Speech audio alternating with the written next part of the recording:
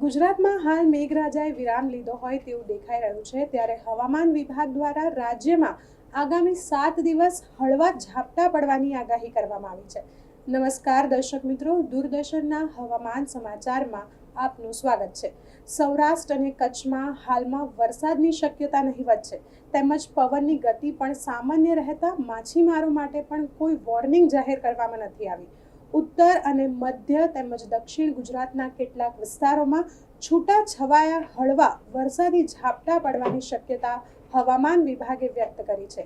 હાલમાં ગુજરાત ઉપર કોઈ પણ વરસાદી સિસ્ટમ સક્રિય થઈ નથી, જેના કારણે આગામી 21 ઓગસ્ટ સુધી ગુજરાતમાં વરસાદની નહિવત સંભાવના છે, જેમાં આજે 16મી ઓગસ્ટે રાજ્યના મોટાભાગના જિલ્લાઓમાં હળવા વરસાદની આગાહી કરવામાં આવી છે, જેમાં બનાસકાંઠા, પાટણ, મહેસાણા, સાબરકાંઠા, ગાંધીનગર, અરવલ્લી, ખેડા, અમદાવાદ, આણંદ, પંચમહાલ, દાહોદ, મહીસાગર, વડોદરા, છોટાઉદેપુર, નર્મદા, ભરૂચ, સુરત, ડાંગ, તાપી, નવસારી, વલસાડ, દમણ, દાદરાનગર હવેલી, રાજકોટ, જામનગર, પોરબંદર, જૂનાગઢ, અમરેલી, ભાવનગર, મોરબી, દ્વારકા, ગીર સોમનાથ, બોટાદ, કચ્છ અને દીવનો સમાવેશ થાય છે।